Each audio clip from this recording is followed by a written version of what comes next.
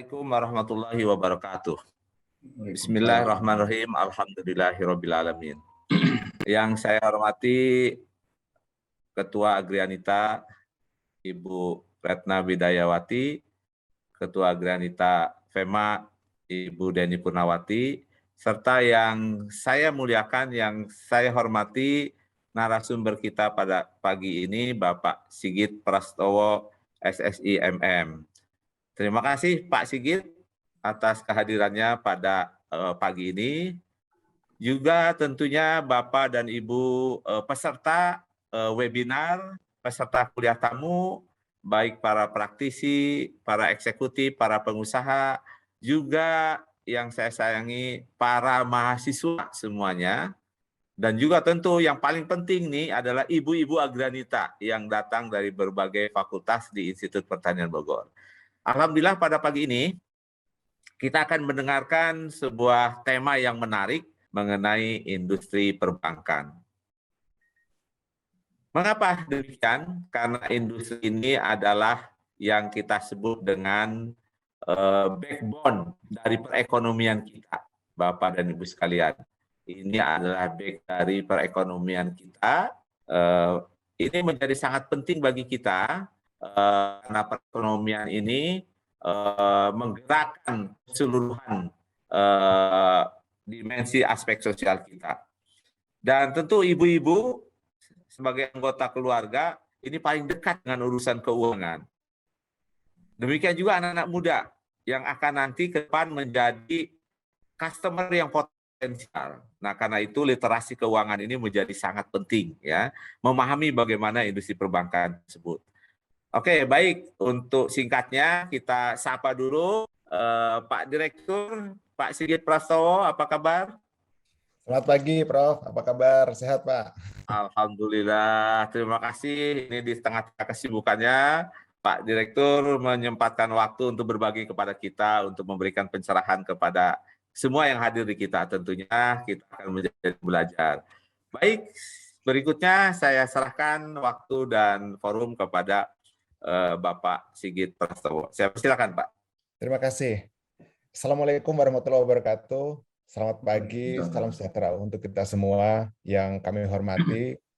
Prof. Ujang Sumarwan, selaku Dekan Fakultas Ekologi Manusia, Institut Pertanian Bogor, juga sekaligus Ketua ASEAN Association for Consumer Interest and Marketing, dan Pak Profesor Ujang ini terkenal sebagai pakar perilaku konsumen. Kami juga menyapa Ibu Retna Widayawati selaku Ketua Agrianita IPB dan juga Bu Neno yang tadi sudah menyampaikan sambutan yang sangat luar biasa. Tidak lupa Ibu Deni Purnamawati selaku Ketua Agrianita FEMA IPB. Bapak dan Ibu dosen, saya lihat banyak sekali para senior, para pakar yang hadir dalam kesempatan pagi ini, juga para hadirin, para mahasiswa, dan tidak lupa juga hadir para ibu-ibu Agrianita yang hadir pada pagi ini. Terima kasih. Terima kasih sekali, suatu kehormatan juga saya diundang untuk bisa hadir dalam pagi ini, satu kesempatan untuk berdiskusi, bertukar pikiran, dan juga sharing knowledge pada acara berbagi ilmu di Sapa Agrianita FEMA IPB yang ketiga dengan tema perilaku konsumen, industri perbankan di tengah pandemi COVID-19 dan juga transformasi digital Bank Mandiri. Ini bagian dari upaya kita juga untuk memberikan informasi perkembangan terkini mengenai apa yang terjadi di perbankan dan juga di Bank Mandiri. Pada kesempatan ini juga saya akan menyampaikan bagaimana perilaku konsumen itu dibentuk oleh adanya pandemi COVID-19, dan juga COVID ini makin mempercepat proses perkembangan teknologi, sehingga memang perbankan dan industri keuangan juga harus menyesuaikan dan mengikuti arah dari perkembangan teknologi ini. Di slide selanjutnya, kami izin untuk memulai. Semula saya akan menyampaikan sedikit mengenai perilaku konsumen, namun saya memahami dan saya menyadari ini adalah area kompetensinya Prof. Ujang yang saya rasa kita tidak ingin mengulang hal ini. Saya akan langsung lompat di slide berikutnya. Kalau di slide ini saya rasa sering sekali para mahasiswa mendapat kuliah perilaku konsumen dan di situ dijelaskan berbagai macam faktor sampai perbedaan-perbedaan karakter antara konsumen individu dan juga bisnis. Saya mungkin lompat di slide berikutnya supaya lebih cepat. Bagaimana atau faktor-faktor apa yang mempengaruhi perilaku konsumen. Dan seperti di dalam slide ini bahwa model perilaku konsumen, lingkungan konsumen ini akan mempengaruhi cara berpikir dan juga pengambilan keputusan sehingga menghasilkan respon berupa keputusan di dalam membeli. Saya ambil contoh bagaimana ketika awal pandemi ini terjadi, masyarakat berbondong-bondong untuk melakukan pembelian berbagai macam produk terkait dengan kesehatan, mulai dari masker, hand sanitizer, karena tiba-tiba orang berubah perilakunya karena ada satu tuntutan, ada satu kebutuhan karena ada lingkungan yang berubah, yaitu terkait dengan munculnya pandemi COVID-19. Dan kalau kita ingat juga beberapa waktu terakhir ketika muncul varian Delta, kemudian pemerintah menerapkan PPKM, perilaku juga berubah lagi. Tiba-tiba masyarakat berebut untuk bisa mendapatkan tabung oksigen misalnya. Kemudian juga adanya rebutan untuk membeli susu berbrand. Ini satu perubahan perilaku yang terjadi, pembelian yang terjadi sebagai bagian dari respon konsumen atas lingkungan. Dan saya ingin memberikan satu hasil studi yang di sebelah kanan bahwa apa sih isu-isu terkini yang mempengaruhi perilaku konsumen dan dalam transaksi adalah adanya pandemi dan juga teknologi. Studi yang dilakukan oleh McKinsey di tahun 2020 ini cukup menarik bahwa karena pandemi ini maka ada perubahan yang cukup signifikan di dalam pola hidup kita. Misalnya adalah work from home. Kita tidak pernah membayangkan bahwa kita bisa bekerja dari rumah karena dulu konotasi kita kalau bekerja itu mesti berangkat ke kantor, datang pagi, pulang sore. Namun karena adanya pembatasan mobilitas, kita tidak lagi bisa leluasa untuk bisa bekerja di kantor dan kita dipaksa untuk bisa bekerja dari rumah. Implikasinya terjadi kenaikan penggunaan video conference yang naik hampir 20 kali lipat dan munculnya berbagai macam aplikasi-aplikasi untuk telekonferensi. Seperti yang hari ini kita gunakan yaitu Zoom, ada juga Teams, Google Meet dan sebagainya. Ini adalah satu respon karena kondisi pandemi ini, maka teknologi bergerak dan cepat sekali melakukan perubahan, muncullah kebiasaan baru bekerja dari rumah. Selain bekerja dari rumah, seperti yang dialami oleh rekan-rekan mahasiswa hari ini adalah belajar dari rumah. Kalau dulu kita hanya mengenal ada homeschooling atau mungkin juga universitas terbuka yang melakukan pembelajaran jarak jauh, sekarang semua kampus melakukannya, semua sekolah melakukannya, dan itu tidak pernah kita bayangkan sebelumnya bahwa pembelajaran jarak jauh, dan ini sudah berlangsung lebih dari 1 tahun, hampir 1,5 tahun kita melalui masa ini. Dan ke depan tentu ini akan menjadi satu keseimbangan baru yang saya rasa baik work from home maupun juga belajar dari rumah. Dan kalau satu riset di Cina itu sampai 250 juta pelajar, tetapi saya rasa di Indonesia sekarang semuanya, seluruh pelajar dan juga mahasiswa. Perubahan yang lain yang kita rasakan adalah terkait dengan belanja secara online. Bahwa sebelum pandemi ini sudah ada beberapa e-commerce seperti Tokopedia, Shopee, Bukalapak, dan sebagainya. Dengan adanya pandemi, peran dari belanja online semakin meningkat. Bahkan bukan hanya kepada penyedia-penyedia jasa e-commerce besar, tetapi juga sampai merambah kepada para UMKM, para UMKM kita. Sebut saja kalau kita lihat di pasar-pasar, ketika kesulitan untuk buka di pasar, mereka pun menawarkan cara belanja secara online. Itu di skala kecil, skala UMKM, sehingga siapapun yang hari ini bisa melakukan adaptasi untuk bisa melakukan transaksi online, mereka yang akan survive. Yang lain seperti telemedicine, saya rasa kita juga sama-sama sadari betapa hari ini ada beberapa penyedia seperti Halodoc, dan sebagainya ini hari ini perannya semakin signifikan, menggantikan atau melengkapi kedatangan secara fisik kepada dokter. Dan juga yang tidak kalah penting, ketika orang di rumah nggak bisa kemana-mana, maka muncul ada berbagai macam hiburan online. Ini kita selama 1,5 tahun ini nggak bisa piknik, tidak bisa pergi ke luar negeri maupun juga ke tempat-tempat wisata, maka hiburan online menjadi pengganti. Muncul seperti Netflix, kemudian juga Disney Plus, ada juga YouTube. Itu bagian-bagian streaming ini adalah alternatif baru, pilihan hiburan online yang muncul di tengah pandemi.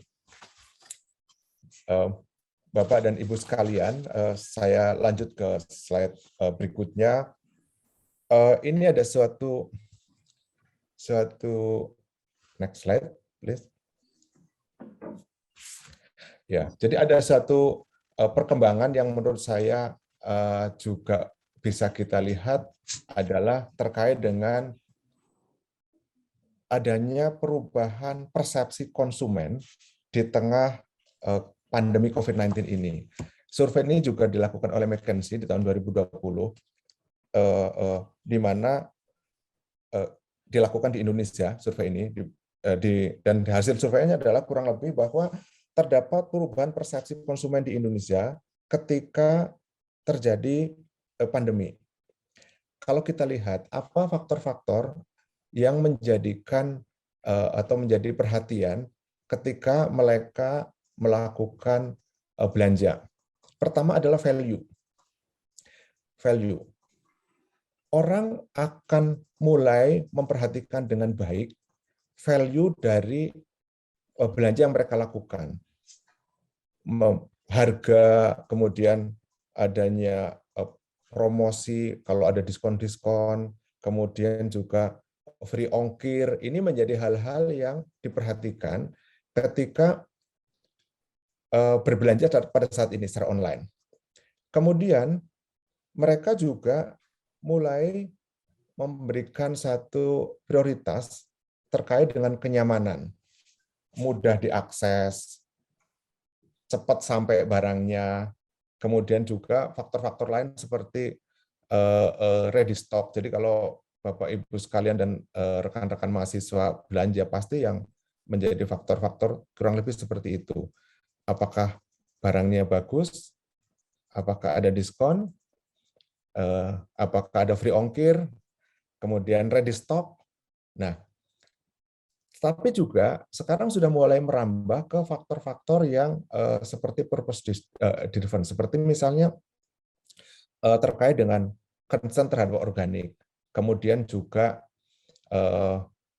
konsumen juga mulai peduli terhadap produk lokal misalnya. Ini juga hal-hal yang dirasakan terjadi perkembangan di dalam beberapa waktu terakhir ini setelah adanya pandemi, termasuk juga kebersihan.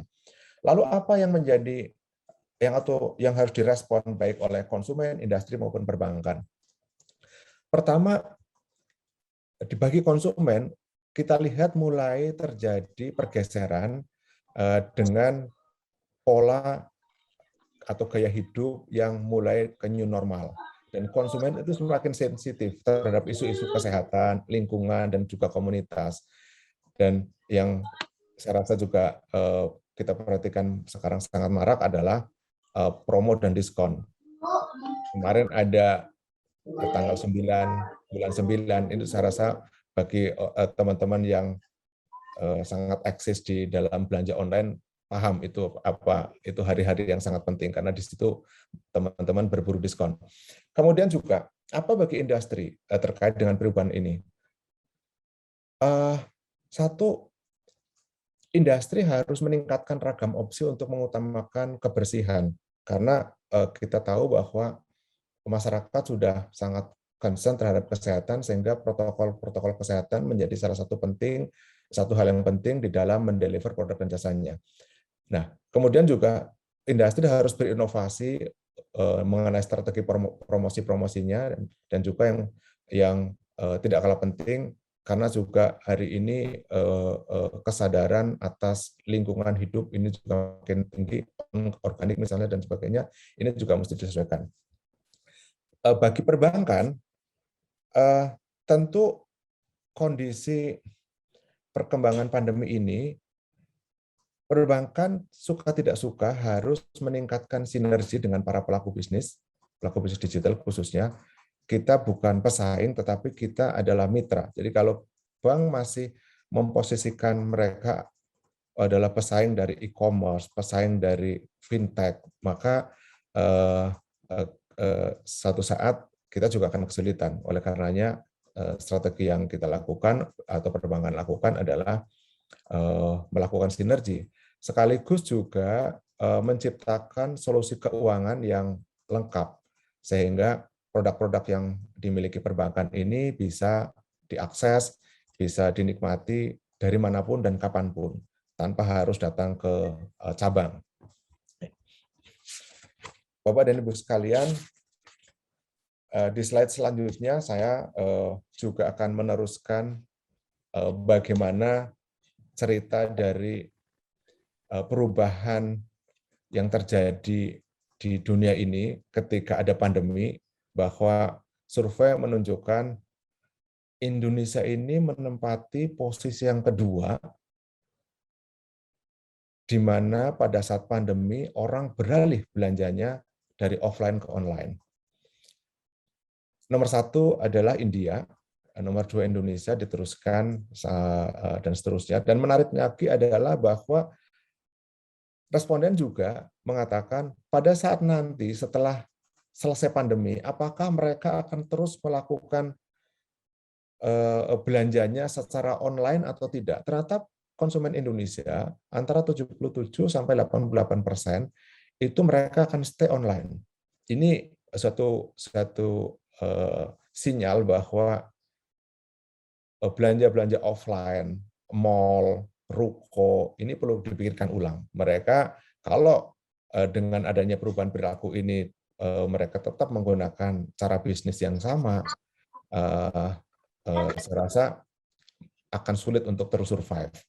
Dan kalau dari survei ini yang terlihat menarik, justru negara-negara maju seperti Jerman, Jepang ini angka perubahan perilakunya itu paling kecil. Mungkin Prof. Ujang lebih paham ada apa, kenapa mereka tidak beralih. Barangkali struktur penduduknya mereka umumnya tua gitu ya, atau mungkin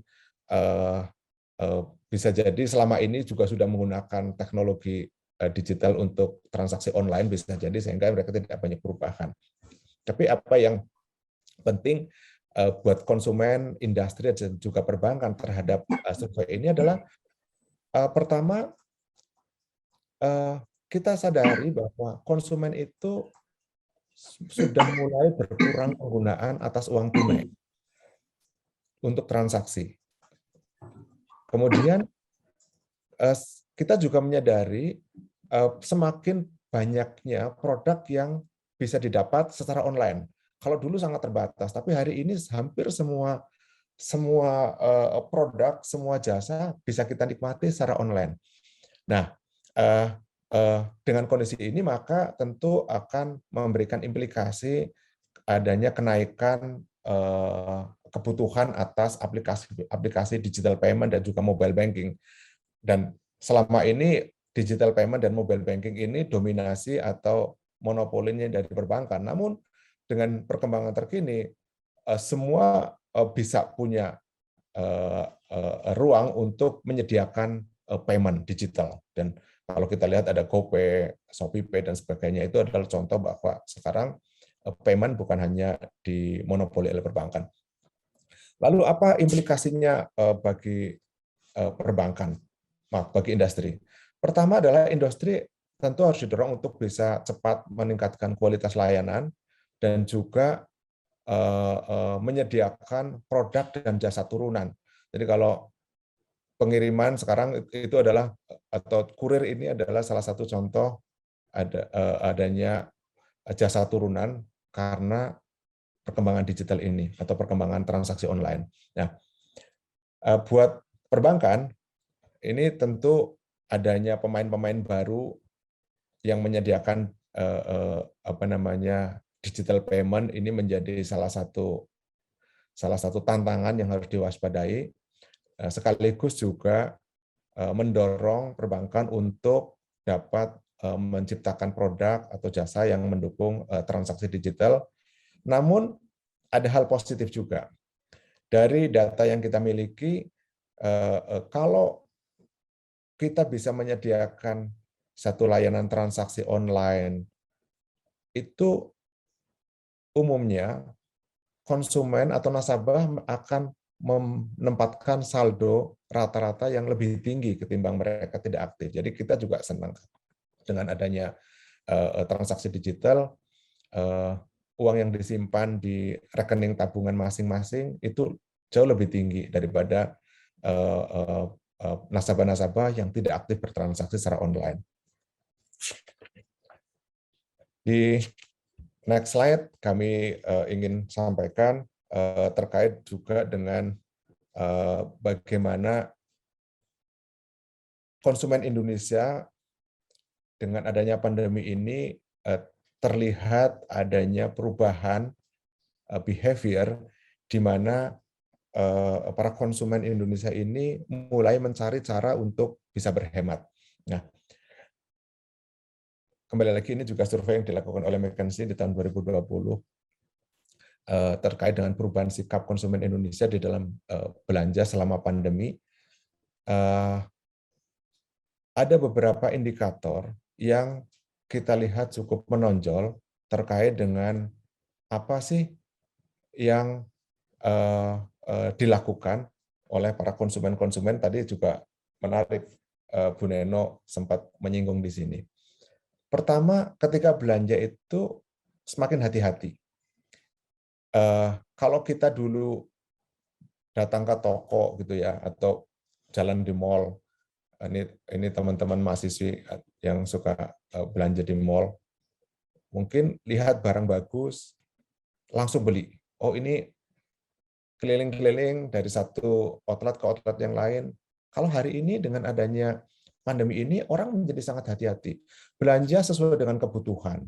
Kemudian mencoba di poin yang terakhir, itu yang saya bilang, mereka melakukan riset, membandingkan rating, membandingkan harga, apakah penjualnya atau tokonya juga cukup terpercaya, barangnya dilihat dulu, kalau yang banyak reviewnya, itu artinya bagus, reviewnya bagus, mereka membeli. Dan ini adalah perubahan-perubahan yang mana masyarakat semakin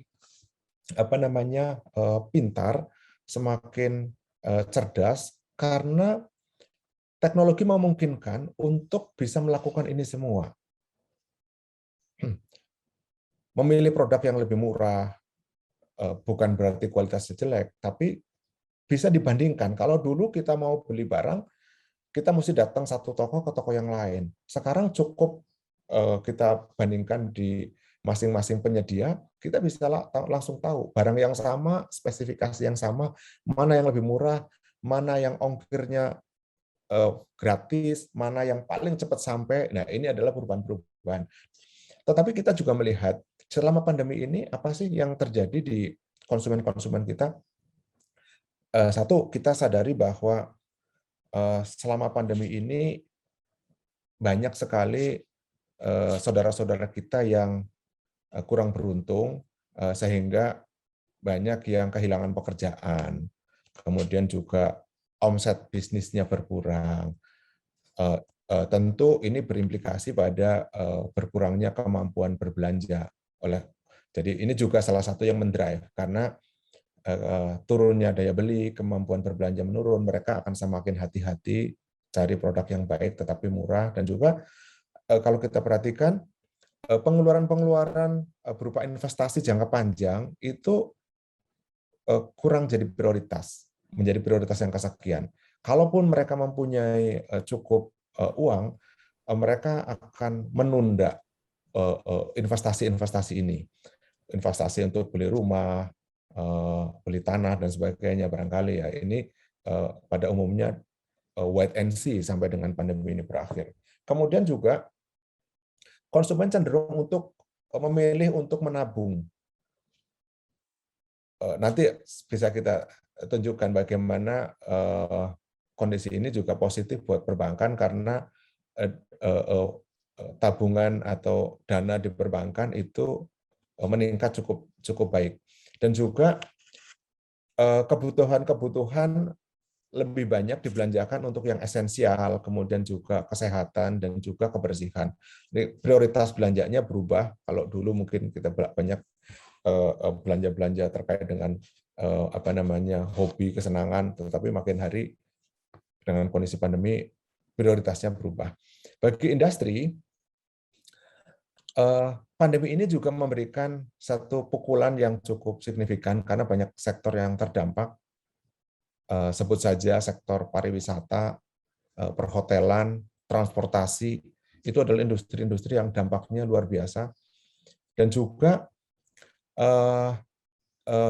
kita lihat di industri terjadi peralihan pemanfaatan kapasitas produksi dan pelayanan, karena memang menurun sekali. Makanya kalau kita perhatikan mal-mal sampai hari ini juga masih belum membuka secara penuh, banyak mengurangi pegawai misalnya, belum lagi memang adanya ketentuan dari pemerintah yang membatasi jumlah pelanggan yang bisa masuk. Ini tentu dampaknya cukup signifikan buat industri.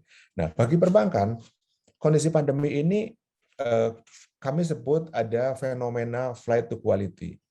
Artinya nasabah cenderung untuk mengalihkan dananya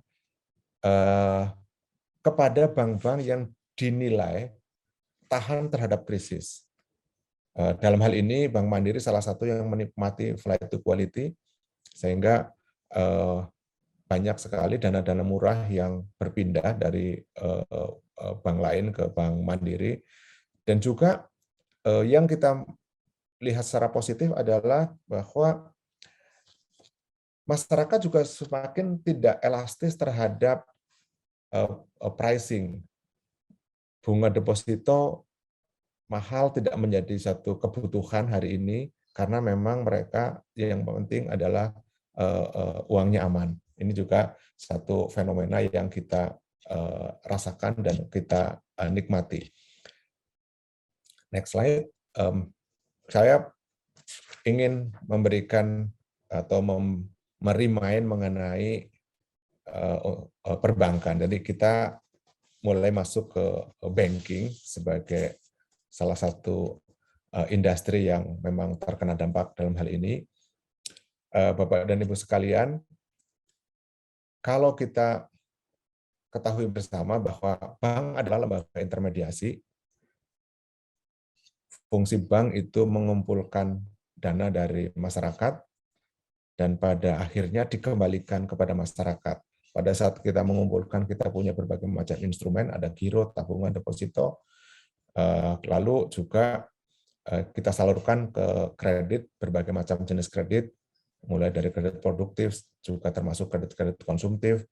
Namun, fungsi perbankan di dalam perjalanannya tidak hanya sebatas pada fungsi intermediasi, tetapi juga kita menyediakan jasa-jasa dan layanan-layanan yang lain, yang saya rasa hari ini termasuk payment yang banyak Bapak Ibu gunakan semua. Nah, untuk itu tentu bank juga harus didukung oleh jaringan cabang, kemudian juga IT, infrastruktur, produk-produk terkait mobile banking, ATM, dan seterusnya, dan juga tentu aset berupa people, SDM yang kuat, karena mereka lah yang mengoperate perbankan ini. Next slide, saya teruskan bahwa di dalam perjalanannya, perbankan juga mengalami evolusi. Jadi kalau kita industri itu ada industri 1.0, 2.0, dan seterusnya, kurang lebih di perbankan juga sama. Di rentang antara tahun 1472, jadi perbankan itu eksis sudah dari tahun 1472, namun selama beberapa dekade sampai dengan tahun 1980, perbankan itu tidak banyak bergerak. Makanya itu kita sebut sebagai Bank 1.0, perbankannya offline. Jadi kalau Bapak dan Ibu yang senior-senior, saya rasa mengalami masa perbankan offline, proses cek kita lakukan manual, antar cabang itu tidak terhubung, apalagi antar bank. Jadi jangan bayangkan buat adik-adik mahasiswa yang hari ini masih kuliah, nggak mengalami ini. Saya tahunya sudah online.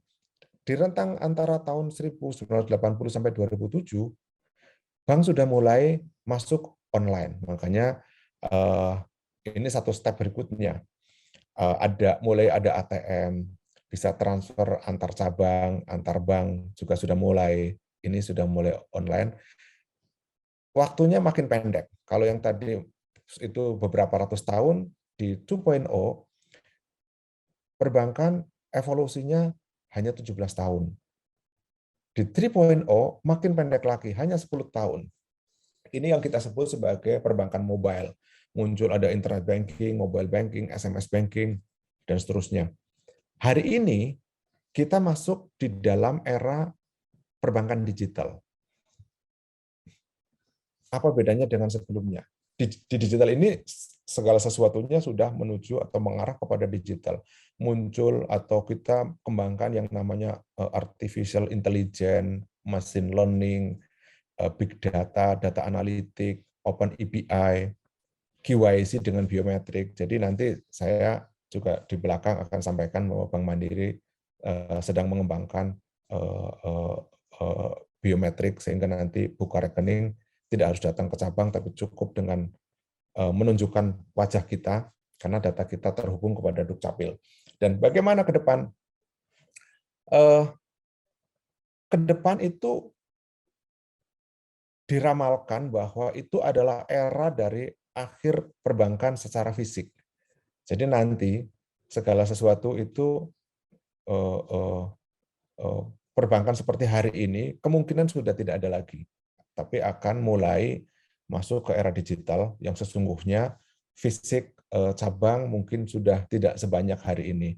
Dan kalau di quote yang paling bawah, Bill Gates mengatakan bahwa perbankan itu akan dibutuhkan, tapi banknya udah enggak.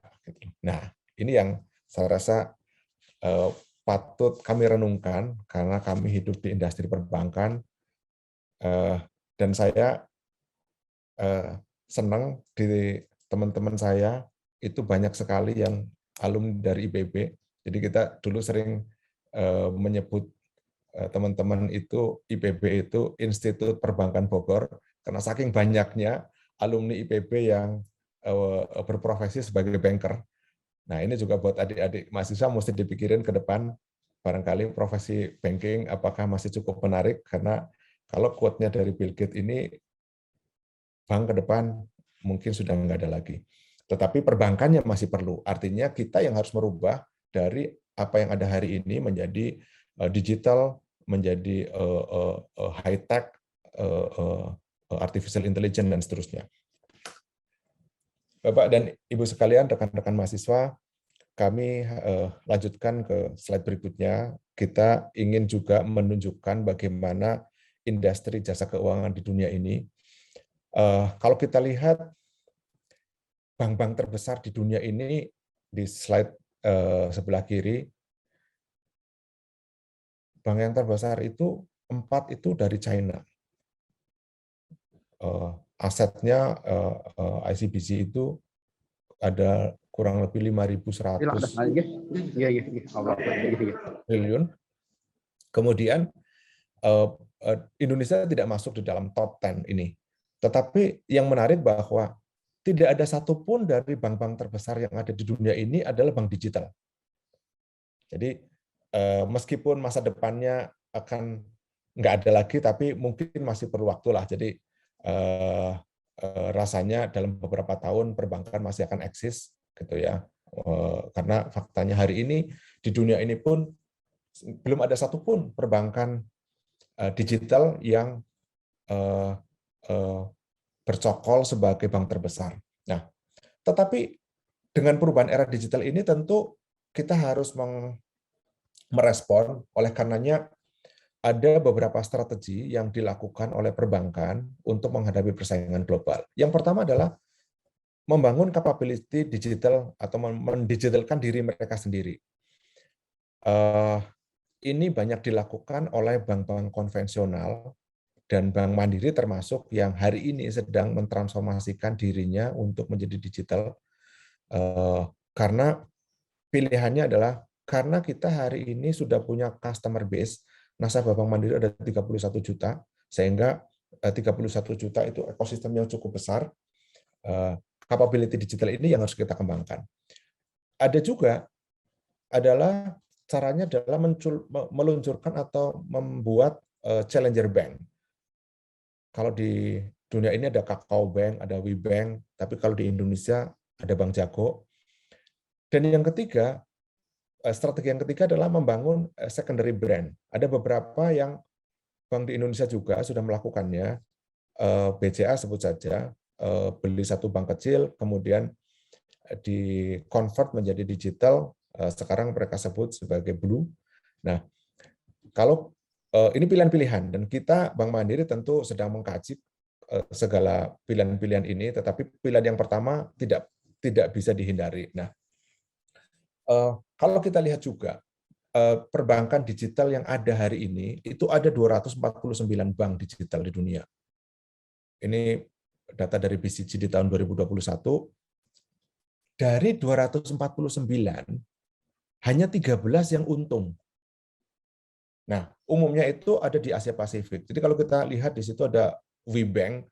WeBank itu nasabahnya ada 200 juta. Atau kurang lebih 14% populasi penduduk di Cina itu menggunakan WeBank. Namun market share dana dan kreditnya sangat kecil, hanya 1,8% untuk dana. Yang terkenal juga adalah Kakao Bank di Korea.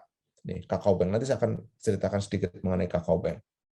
Nasabahnya 13 juta, 26 penduduk Cina menggunakan Kakao Bank, namun lagi-lagi market share-nya juga sangat kecil, 2,2%. Ini yang saya rasa juga perlu menjadi perenungan. Kami tentu sangat hati-hati di dalam mengembangkan atau membangun bank digital baru, gitu ya, karena kita harus belajar dari apa yang terjadi di dunia ini. Di next slide, saya ingin berikan satu studi kasus bagaimana beberapa industri keuangan itu berkembang mengikuti zaman. Yang tadi saya sebut Kakao Bank. Kakao Bank ini menarik sekali. Ini dulu berangkat dari perusahaan media sosial KakaoTalk, ya. Kemudian mereka membangun kompetensinya untuk beralih menjadi Kakao Bank. Dalam waktu hanya 24 jam, itu berhasil menarik 300.000 nasabah. Dan dalam waktu kurang dari 2 minggu, itu sudah mencapai 1 juta. Nah, Kakao Bank ini yang menurut hemat saya menjadi salah satu success story dari bank digital.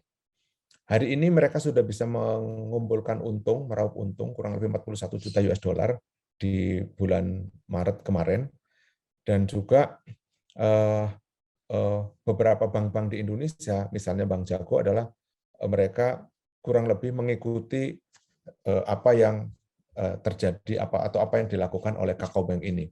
Ada lagi yang lain, contoh-contoh yang lain, saya rasa mengingat waktu saya nggak usah ceritakan, saya langsung aja lompat ke slide selanjutnya terkait dengan peta industri jasa keuangan di Indonesia. Next slide.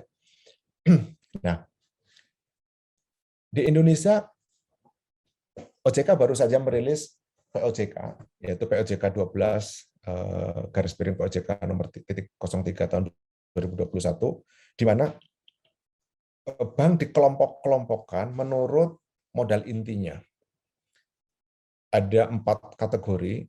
Kategori yang pertama adalah bank KBMI 1, di mana modal intinya kurang dari 6 triliun, itu ada beberapa bank-bank kecil, termasuk ada Bank Artos, Bank Jasa Kesejahteraan, Bank BPD ada di sini. KBMI 2 ini juga dihuni oleh banyak teman-teman bank daerah. KBMI 3 ini bank-bank swasta besar pada umumnya ada di sini, pada umumnya. Karena modalnya antara 14 sampai 70 triliun. Sementara KBMI 4 adalah bank yang modal intinya lebih dari 70, hanya ada 4 bank yang ada di sini, Bank Mandiri, tentu, Bank BRI, BNI, dan juga BCA. Nah, di luar, ini adalah peta persaingan di perbankan, di mana bank dikelompokkan menurut modal yang dimiliki. Nah, di luar itu, kita juga memahami industri keuangan itu ada fintech. Hari ini, saya rasa Bapak, Ibu sekalian, semuanya pengguna fintech ini, ada GoPay, OVO, Link Aja, ShopeePay, ada juga mobile banking, Livin tentunya, ada Genius, Blue, dan juga untuk lending dan investment, ada Amarta, Bibit, Investri, Kredivo, mungkin ada Bapak Ibu sekalian, rekan-rekan mahasiswa yang juga menggunakan atau sebagai nasabah dari fintech-fintech ini. Nah,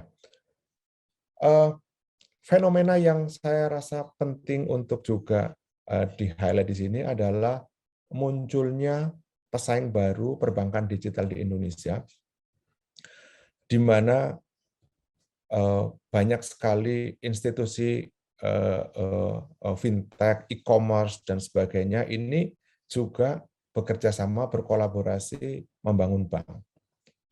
Gojek misalnya mengakuisisi Bank Artos, lalu dirombak menjadi Bank Jago. Kemudian Aku-Laku bekerja sama dengan Bank Yuda Bakti, sekarang sudah eksis memiliki Bank Neocommerce. Shopee juga, nanti ke depan Grab, BCA dengan Blue-nya, ini semua adalah pesaing-pesaing baru yang harus kita perhitungkan oleh kami sebagai perbankan konvensional menghadapi mereka semua.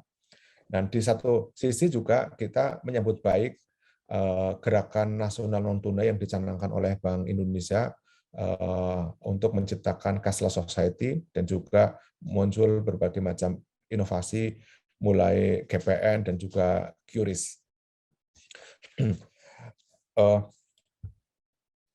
Next slide. Saya juga akan meng-highlight salah satu contoh dari pesaing perbankan, yaitu Bank Jago. Jadi Bank Jago ini adalah bank digital Indonesia pertama, ya. Jadi dia yang memelopori adanya digital bank. Oleh karenanya sebagai first mover tentu mereka punya banyak benefit, bekerja sama dengan Gojek, diyakini mempunyai ekosistem yang sangat besar karena Gojek seperti kita ketahui sudah end-to-end layanan ada di sana, dan Bank Jago akan memanfaatkan ekosistem Gojek. Impact-nya apa? Jadi kalau kita lihat di slide kiri bawah, pergerakan harga saham Bank Jago itu luar biasa. Saya juga yakin di antara Bapak Ibu dan rekan-rekan mahasiswa yang hadir ada yang mempunyai atau berinvestasi di sahamnya Bank Jago. Luar biasa. Bank Jago sekarang sudah punya market cap kurang lebih 200 triliun. Market cap ini sudah melewati Bank BNI. Padahal total asetnya dari Bank Jago itu kurang lebih hari ini 10 triliun. BNI sudah di atas 800. Market cap-nya Bank Jago itu sudah mendekati market cap-nya Bank Mandiri. Padahal semester pertama kemarin Bank Mandiri bisa untung 12,5 triliun, Bank Jago masih rugi. Bank rugi sekalipun harganya luar biasa. Kenapa? Karena digital. Karena mereka memberikan storyline yang baik bahwa ekosistem yang dimiliki itu akan dimonetize, akan menjadi satu potensi bisnis ke depan. Meskipun banyak pihak juga lebih berhati-hati dengan ekspektasi itu, karena pada akhirnya kalau kita bicara harga saham akan kembali kepada fundamental. Ini yang saya rasa nanti juga menjadi salah satu poin penting khususnya buat ibu-ibu Agrianita kalau kita berinvestasi di saham,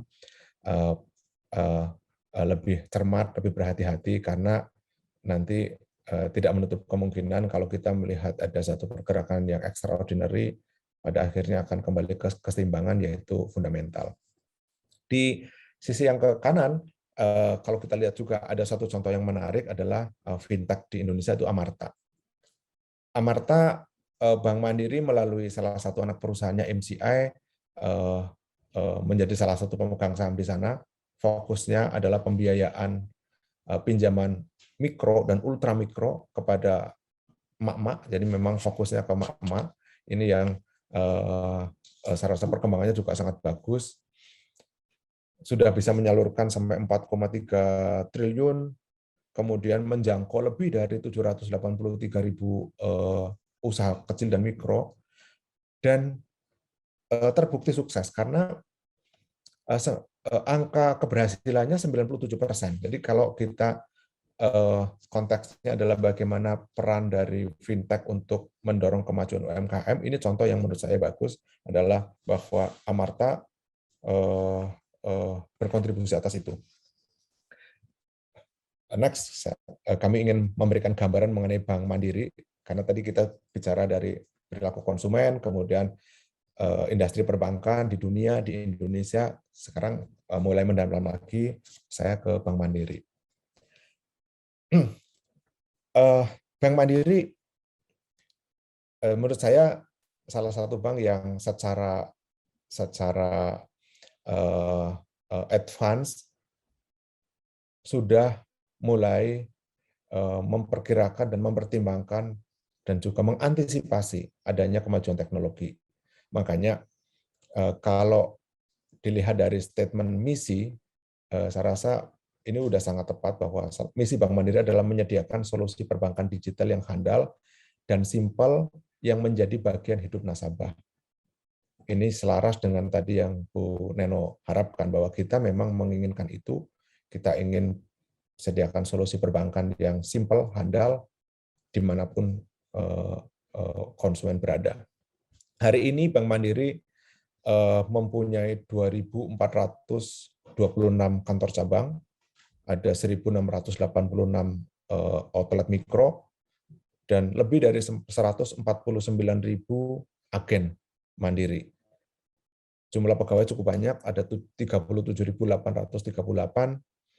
Kemudian ini yang tadi saya sampaikan, kita punya customer base, ada 31,1 juta nasabah rekening simpanan, ada 2,3 juta rekening pinjaman, dan kita punya outlet ATM dan EDC yang cukup banyak.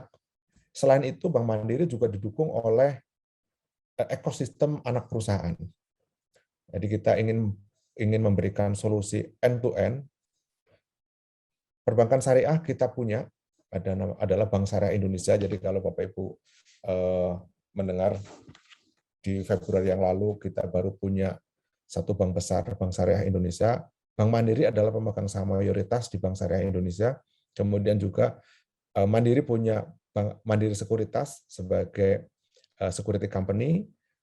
Di asuransi, Bank Mandiri ada Mandiri InHealth, Aksa Mandiri, dan seterusnya. Dan juga Mandiri punya multi finance, ada Mandiri Tunas Finance, Mandiri Utama Finance.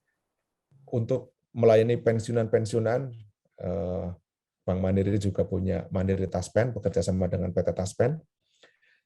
Venture capital, remittance, trade finance, semua cukup lengkap. Jadi saya rasa kita memberikan one-stop solution untuk seluruh layanan nasabah kita. Saya ingin sedikit memberikan gambaran seperti apa kinerja Bank Mandiri. Kalau kita lihat dari total aset, di next slide, total aset Bank Mandiri di tahun 2021 di bulan Juni yang lalu tercatat 1.581 triliun. Aset ini sedikit lebih besar daripada beberapa bank buku 4 atau bank KBMI 4 yang lain, Bank BRI, BCA maupun BNI.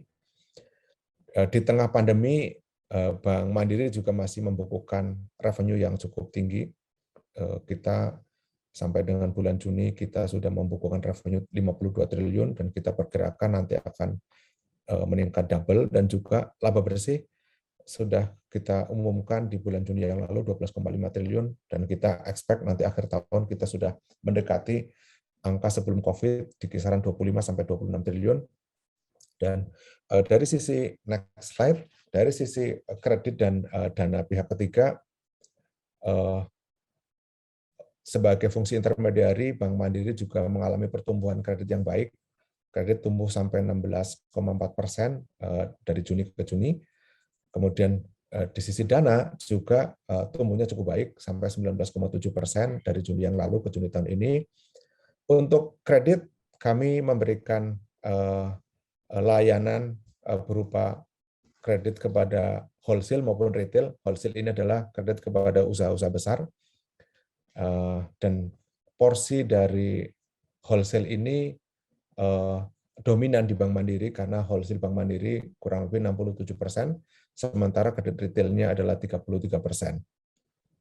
Dan next slide, maaf sebelum next slide, saya rasa yang di bawah ini yang ingin juga saya sampaikan adalah bahwa di sisi dalam pihak ketiga, fenomena flight to quality yang tadi saya sampaikan memberikan dampak yang sangat signifikan terhadap dana murah, di mana dana murah yaitu giro dan tabungan meningkat cukup signifikan dan porsinya sudah mencapai 73% dari total dana Bank Mandiri.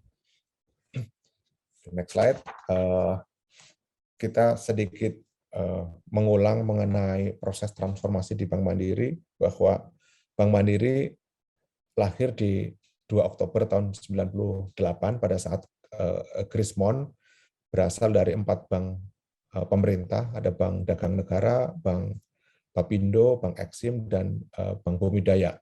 Dulu sempat, karena asalnya dari 4 bank, dulu sempat hampir diberikan nama Bank Catur, tetapi kemudian pemerintah memberikan nama Bank Mandiri, dan pada awal perkembangannya teknologi belum begitu pesat, sehingga Bank Mandiri waktu itu juga masih berfokus untuk konsolidasi. Namun seiring dengan perkembangan, Bank Mandiri juga terus melakukan inovasi-inovasi digital, dan oleh karenanya di tahun 2021 ini Bank Mandiri secara khusus pun men-state salah satu pilar strateginya adalah ingin menjadi number one modern digital retail banking. Jadi kita ingin Bank Mandiri nomor 1 di digital retail banking. Juga selama pandemi COVID-19 ini, Bank Mandiri juga selalu ikut berpartisipasi di dalam upaya untuk pencegahan COVID-19 maupun juga pemulihan ekonomi nasional. Oleh karenanya Bank Mandiri menjadi salah satu pelopor untuk program PEN yang digulirkan oleh pemerintah. Bapak Ibu sekalian, saya tertarik untuk sedikit cerita. Tadi kalau Prof. Ujang, Bu Neno juga menyampaikan bagaimana perbankan berubah karena perilaku konsumen, sekaligus juga perbankan juga bisa merubah perilaku konsumen. Ini contoh di mana Bank Mandiri menjadi pelopor adanya uang elektronik. Dulu Bank Mandiri punya 4 ragam kartu, dimulai dari tahun 2008 kita punya e-money, e-tol, gas card, dan juga Indomaret card. Lalu bersama dengan bank-bank lain kita mulai masuk untuk memberikan layanan e-money di gerbang tol. Dan seiring dengan waktu, konsumen dipaksa. Jadi kalau kita ingat awal-awal penerapan e-tol, dulu gerbang yang kita berikan layanan dengan e-tol itu sangat sepi. Sehingga orang sering terlihat antri di tunai, tetapi di non-tunainya itu kosong. Nah, seiring dengan waktu, orang mulai melihat, oh kalau gitu ada benefit, kalau kita menggunakan non-tunai, antriannya lebih pendek.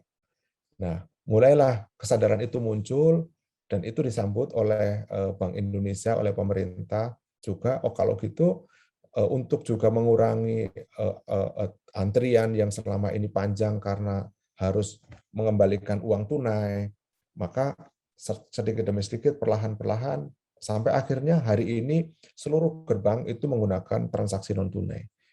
Dan kalau kita lihat di poin yang paling bawah, hari ini adalah market leader untuk e-tol adalah di Bank Mandiri, karena 70% transaksi di gerbang tol itu menggunakan kartu e-money-nya Bank Mandiri.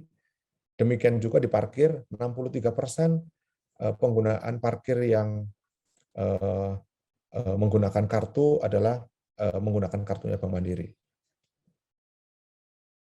Untuk penggunaan atau frekuensinya, kalau kita lihat di slide yang kanan bawah, saat ini e-money Bank Mandiri itu memang 81% digunakan untuk tol, 11% parkir, sisanya transport dan lainnya. Ini juga menunjukkan bahwa e-money ini mempunyai peran yang penting, tetapi kalau kita lihat di sebelah kanan, sebetulnya frekuensinya sekarang sudah mulai flat. Artinya apa? Kita juga harus sudah mulai berinovasi lagi ke depan, karena masa depan digital itu sudah tidak lagi di kartu. Jadi kita juga menyadari ke depan mobile banking, smartphone ini akan menjadi masa depan. Oleh karenanya kartu juga sedikit demi sedikit kita mulai melakukan inovasi yang lain. Di next slide saya kembali untuk menceritakan mengenai perubahan perilaku. Ini perubahan perilaku finansial. Kalau yang di awal tadi kita bercerita mengenai perubahan perilaku secara keseluruhan dari nasabah ketika pandemi, ini khusus untuk finansial. Ini survei yang dilakukan oleh SC Nielsen di tahun 2020. Ada beberapa poin yang menjadi pertanyaan di dalam survei ini, di mana yang sisi kolom yang sebelah tengah itu adalah pada saat pemberlakuan PSBB, yang sebelah kanan adalah setelah PSBB ini berakhir. Menarik di sini adalah bahwa saya langsung ke yang pergi ke cabang. Karena ada pembatasan, karena memang bank juga sebagian tutup kantor cabangnya, maka selama PSBB ada 75% responden yang sudah jarang pergi ke cabang lagi. Dan ketika ditanya, apakah nanti setelah PSBB ini dicabut, akan terus jarang ke cabang atau akan balik ke cabang? Ternyata 39% dari responden mengatakan mereka akan tetap nggak ke cabang. Artinya apa? Ke depan peran cabang-cabang perbankan itu dengan adanya perubahan behavior ini juga berubah. Yang dulu orang senang ke cabang, ke depan kita udah tahu akan 35% atau 39% mereka nggak akan balik lagi ke cabang. Bagaimana dengan yang lain? Transaksi tunai misalnya. Selama PSBB, transaksi tunai ada 43%, angkanya cukup signifikan. Sudah mulai nggak menggunakan transaksi tunai. Dan kalau kita lihat juga memang ada sebagian yang akan kembali, tapi itu pun tidak banyak, hanya 26%. ATM misalnya, orang juga makin jarang ke ATM. Jadi memang dalam kondisi PSBB ini ada terjadi perubahan perilaku terkait dengan bagaimana mereka bertransaksi dengan perbankan, dan ke depan setelah adanya PSBB berakhir atau mungkin pandemi COVID ini mulai berkurang, kita juga sudah memahami akan ada yang tidak akan kembali lagi seperti dulu. Nah, next. Di slide berikutnya, dengan kondisi cerita ini, maka Bank Mandiri juga harus merespon. Apa yang kita lakukan terkait dengan digital?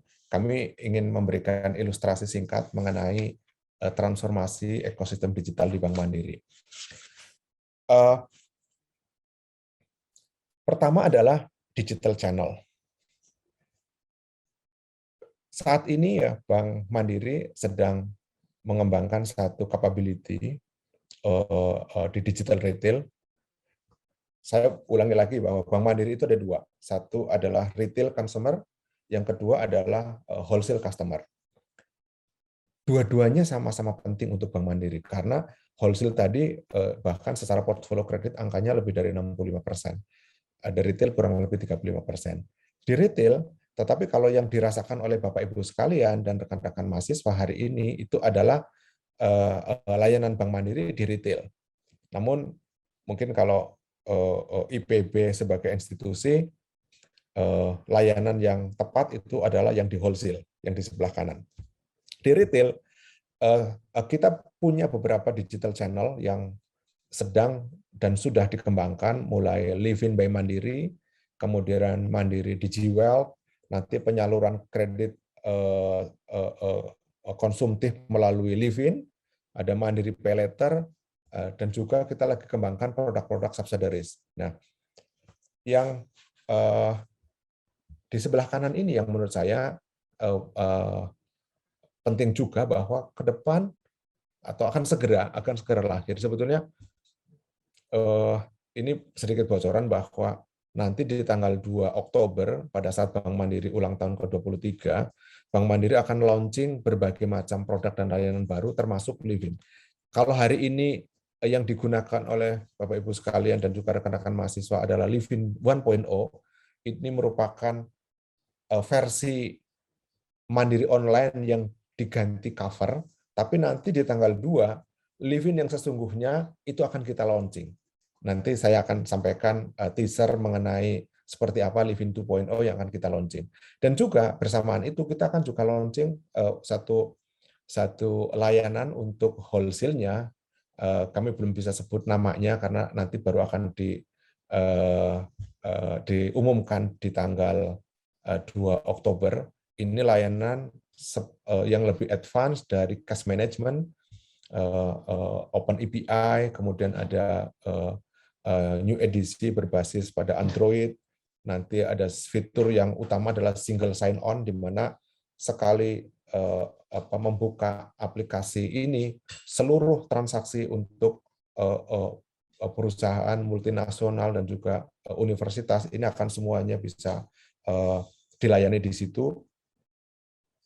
Dan juga kita bisa lihat dashboard monitoring finansialnya, nanti akan menjadi salah satu fitur-fitur yang sangat penting yang juga akan kita keluarkan bersamaan. Nah, di saat yang sama, karena kita menyadari bahwa ke depan masa depan cabang ini juga makin akan berkurang, maka Bank Mandiri juga saat ini sedang melakukan model juga nanti akan muncul, ada 3 konsep brand konsep, di mana ada nanti kita sebut sebagai digital box, ada hybrid, dan ada yang masih seperti hari ini. Sesuai dengan seberapa besar digital savvy dari customer-customer kita. Jadi nanti kurang lebihnya masyarakat itu akan datang ke cabang tidak seperti hari ini. Sebelum ke cabang mereka sudah bisa reservasi dari rumah, bisa menentukan di mana cabang yang akan didatangin, mau transaksi apa, kemudian jam berapa, sehingga pada saat datang ke cabang, tinggal scan QR, sesuai dengan kebutuhannya ketika mereka mau ke customer service atau teller, itu langsung tanpa ngisi form, semuanya akan selesai sebelum Bapak dan Ibu sekalian datang ke cabang, dan kita menginginkan proses transaksi orang datang sampai pulang dimanapun itu kurang dari 10 menit per transaksi. Ini inovasi yang sedang kita kembangkan. Mudah-mudahan ini dalam waktu dekat juga akan kita launching. Jadi ke depan membayangkan cabang itu sudah tidak seperti yang hari ini Bapak Ibu sekalian, kalau datang ke cabang-cabang Bank Mandiri, ke depan akan ada cabang-cabang yang sudah advance untuk merubah menjadi digital.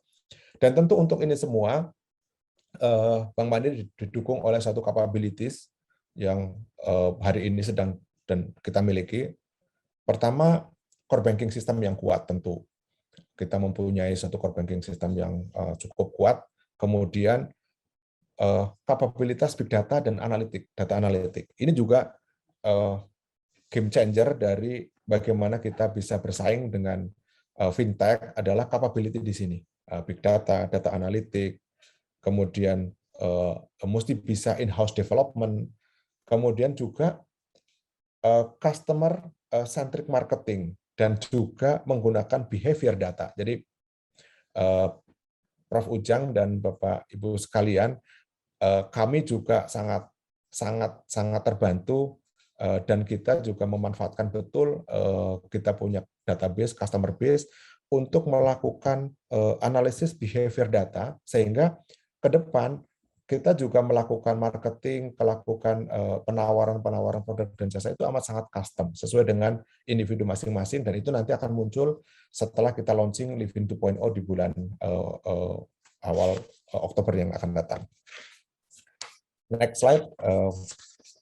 Saya ingin juga memberikan ilustrasi lagi bahwa dengan perubahan-perubahan cabang tadi yang di mana orang-orang sudah mulai berkurang ke cabang, maka salah satu yang kita sedang kembangkan dan sudah kita kembangkan, tapi akan terus kita kembangkan adalah cash recycle machine, di mana mesin tarik dan tunai ini akan kita sediakan lebih banyak supaya tidak perlu ke cabang. Jadi dimanapun, di mall atau di dekat tempat bekerja, kalau kita ingin store uang, kita bisa langsung ke mesin itu. Dan selama pandemi ini, satu hal yang sangat bagus adalah ini menjadi semacam menjadi silent hero-nya dari Bank Mandiri, karena ada 56,9 juta frekuensi transaksi setor tunai di mesin ini, dan total nilainya kurang lebih 83,9 triliun di tahun 2020. Jadi pada saat Bapak dan Ibu sekalian kesulitan untuk datang ke cabang ditutup, kita takut dengan prokes, ini salah satu inovasi yang kita lakukan, dan ini salah satu juga merubah perilaku dari konsumen-konsumen, dari nasabah-nasabah kita. Next. Next, saya sedikit cerita mengenai seperti apa Livin 2.0 by Mandiri.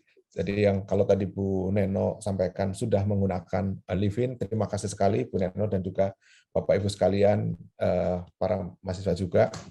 Nanti kita akan keluarkan ini yang di sebelah kiri, Livin 2.0.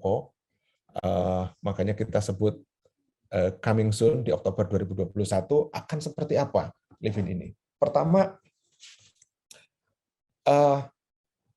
idenya adalah kita akan menghadirkan seluruh layanan cabang itu ada di genggaman kita, ada di handphone kita.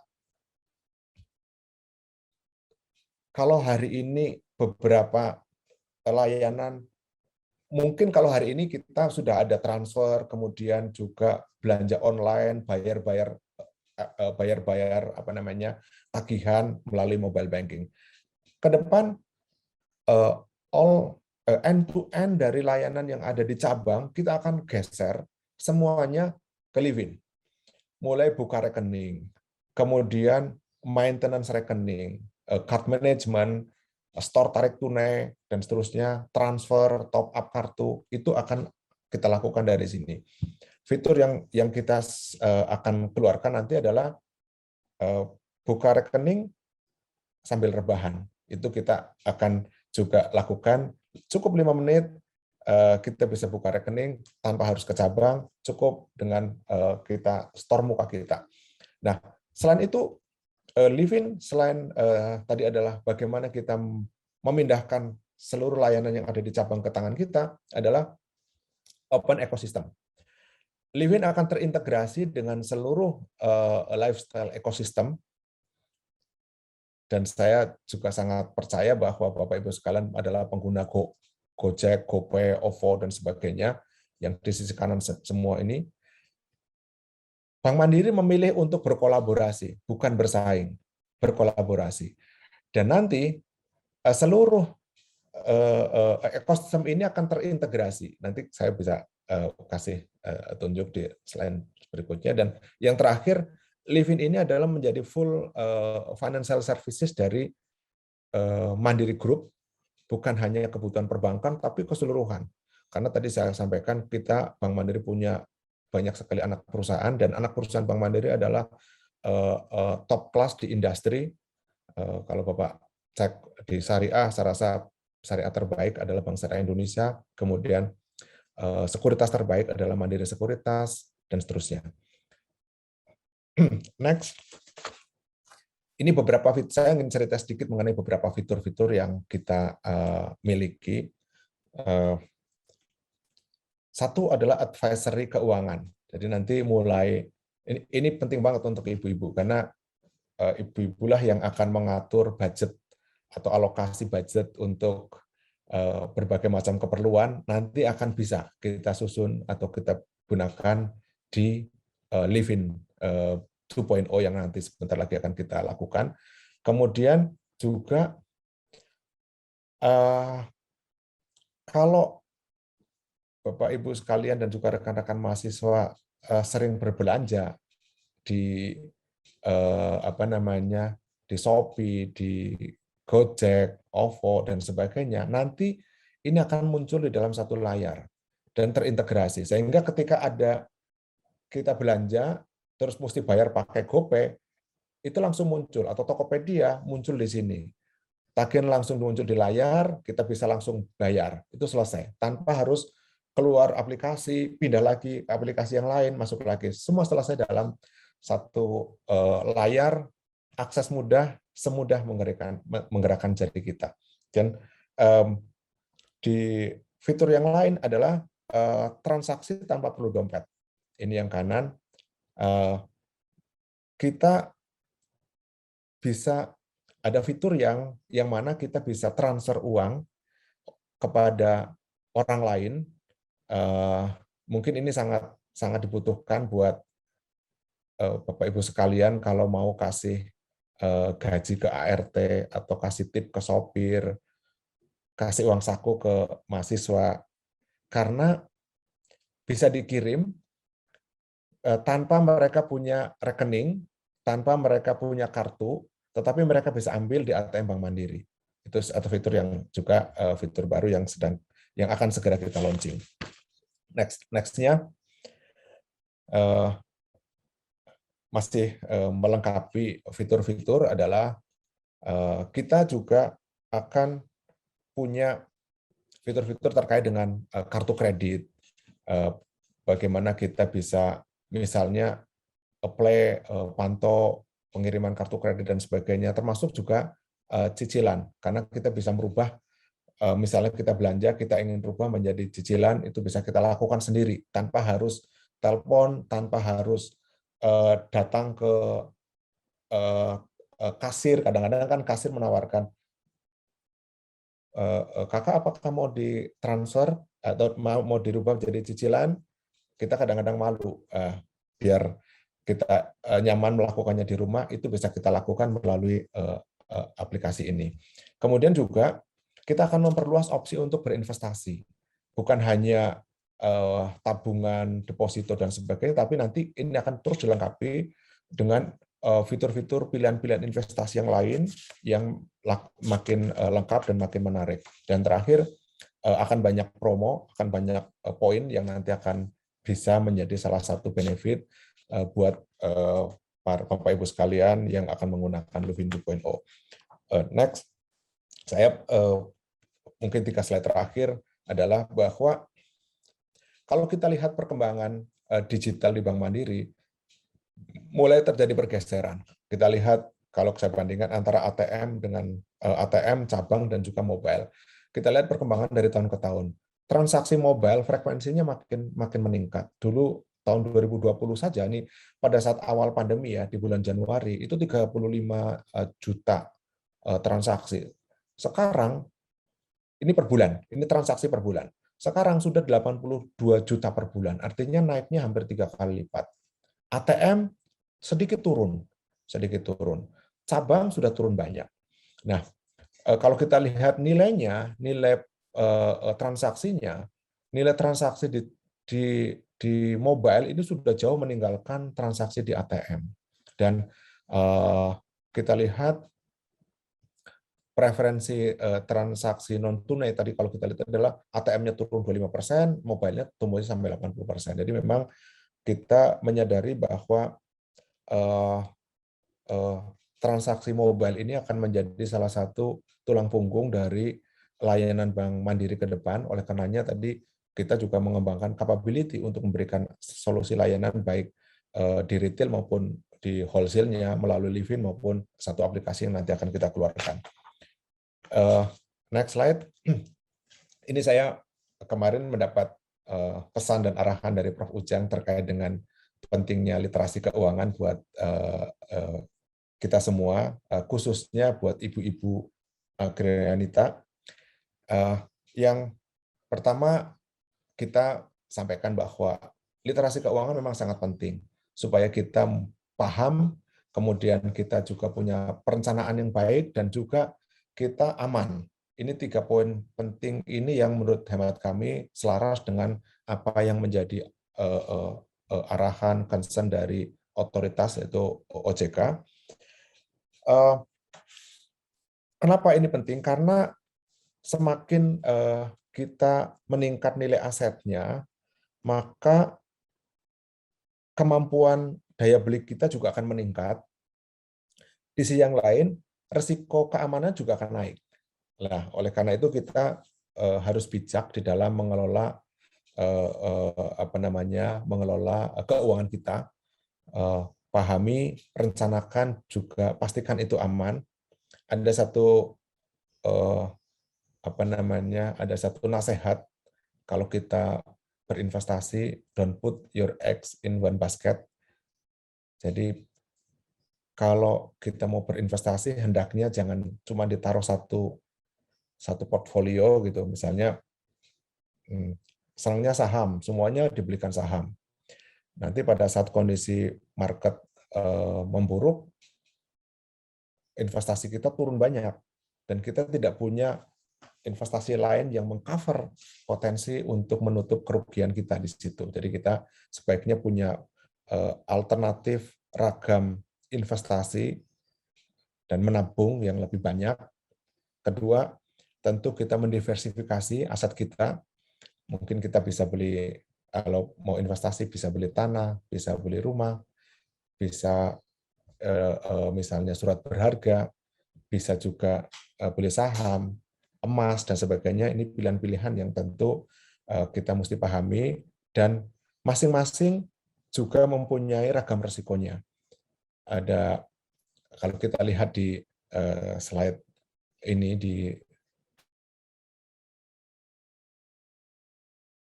literasi keuangan, tentu kita mesti memahami kalau kita mau memiliki aset atau berinvestasi,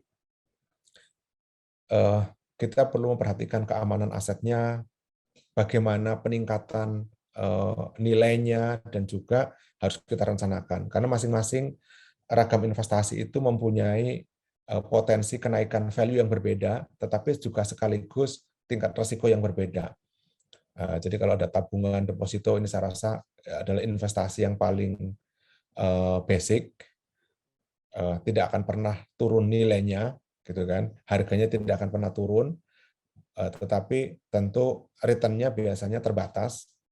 Ada juga investasi logam mulia, properti, tanah, kemudian juga barang mewah. Ini mungkin para kolektor-kolektor kita pahami bahwa ada niche market untuk barang-barang mewah, tetapi tentu tidak mudah untuk bisa mendapatkan pembeli berikutnya, sehingga kita juga harus benar-benar memahami dengan baik investasi di sini. Kalau untuk instrumen keuangan, seharusnya kita sama-sama pahami ada reksadana, ada obligasi, ada saham, termasuk juga peer-to-peer lending, cryptocurrency ini yang menjadi salah satu tren di belakangan ini. Yang juga ingin kami tekankan di sini adalah kita harus memahami diri high risk, high return, dan percayalah bahwa amat sangat sulit kita menemukan low risk, high return. Seringkali kita terjebak pada investasi-investasi yang di kelak kemudian hari akhirnya kita tahu itu investasi bodong. Biasanya sebetulnya mudah untuk mengenali adalah investasi bodong umumnya tidak logis, gitu kan, memberikan penawaran return yang tinggi, memberikan hasil yang baik, dan seringkali juga dibungkus dengan sentimen-sentimen tertentu, misalnya, mohon maaf, misalnya sentimen agama, ini seringkali dipakai untuk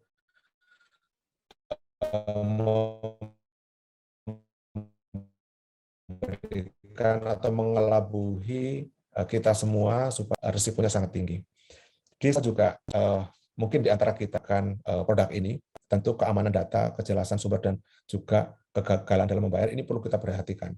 Kita bisa mendapatkan pendanaan di bank, di leasing, di Gade, termasuk juga peer-to-peer lending atau pinjol, gini ya. Ini yang sekarang juga menjadi salah satu tren. Nah, penting untuk kita pahami bahwa sebaiknya lembaga tersebut adalah lembaga yang terdaftar dan diawasi oleh regulator, oleh OJK. Kita juga mesti memahami pola angsuran yang harus dibayarkan, bunga, dan denda, dan juga konsekuensi-konsekuensi lainnya. Karena kita sering melihat belakangan ini ada fenomena di mana kita sebagai konsumen mendapat perlakuan yang tidak baik oleh para oknum dan pelaku pinjaman-pinjaman online ini, sehingga ke depan kita juga makin sebaiknya lebih berhati-hati di dalam memilih pilihan-pilihan di mana kita akan mendapatkan pendanaan. Dan yang terakhir terkait dengan transaksi dan juga belanja. Ini juga sangat penting, kita harus memperhatikan keamanan, juga ketepatan dan tujuan, serta kenyamanan bertransaksi. Karena seperti tadi kita diskusikan di awal bahwa saat ini tuh sudah terjadi pergeseran cara berbelanja menjadi lebih online, sehingga benar-benar, dan saya sangat percaya Bapak dan Ibu sekalian mempunyai kehati-hatian di dalam memilih misalnya platform belanja, kemudian tempat di mana kita akan belanja secara online, untuk memastikan bahwa kita mendapatkan barang yang seperti kita inginkan, kualitas seperti yang kita inginkan, harga yang wajar, dan juga tidak bukan jual yang yang bodong, karena sering sekali kita juga menemukan cerita mengenai hal ini. Jadi Bapak dan Ibu sekalian, Agrianita, ini hal-hal yang menurut hemat kami sangat penting, khususnya buat ibu-ibu Agrianita, memahami dengan baik literasi keuangan ini, supaya apa yang kita lakukan, investasi yang kita lakukan, ataupun juga transaksi yang kita lakukan di dalam jasa keuangan dan perbankan ini aman dan terhindar dari investasi-investasi maupun juga aktivitas instrumen keuangan yang kurang jelas. Menutup paparan saya ingin mengulang kembali mengenai apa yang sudah kita diskusikan dari awal sampai akhir, bahwa pertama adalah teknologi terus berkembang, Namun dengan adanya pandemi COVID-19 ini makin mempercepat kebutuhan untuk perkembangan teknologi dan juga kebutuhan untuk bagaimana konsumen perilakunya berubah, sehingga kita harus menyesuaikan baik konsumen maupun juga industri termasuk perbankan harus berbenah untuk mengikuti perkembangan-perkembangan yang ada karena pandemi COVID-19 ini. Dan yang kedua adalah bahwa impact dari adanya pembatasan mobilitas dan juga social restriction gitu ya, ini sudah mulai menimbulkan kesadaran akan adanya kebersihan, kesehatan, dan terlihat dari transaksi digital yang meningkat secara drastis, dan peningkatan mindfulness di dalam membelanjakan uang, sehingga penting bagi bisnis untuk bisa beradaptasi, karena perusahaan yang akan survive adalah perusahaan yang fit dengan perkembangan teknologi dan juga perkembangan keinginan dari nasabah. Di poin yang kiri, saya rasa bahwa kita ingin juga mengulangi bahwa pemahaman terhadap perilaku konsumen, kondisi persaingan, dan juga perkembangan teknologi dan situasi makro menjadi driven force di dalam pengambilan keputusan, strategic marketing, dan juga inovasi produk, serta strategi yang tepat sesuai dengan arah transformasi. Dalam hal ini, Bank Mandiri secara khusus menyambut perkembangan terkini terkait dengan pandemi dan juga perubahan digital dengan benar-benar mengimplementasikan dan mentransformasi dirinya menjadi lebih digital seiring dengan perkembangan teknologi, dan ini juga terstate secara khusus di dalam misi kita, yaitu menjadi atau menyediakan solusi perbankan digital yang handal dan simpel untuk menjadi bagian hidup nasabah. Kurang lebih demikian, Prof. Ujang, apa yang bisa kami sharing terkait dengan perkembangan digital di Bank Mandiri dan juga perubahan perilaku konsumen di dalam mempengaruhi cara kita bekerja ke depan. Terima kasih.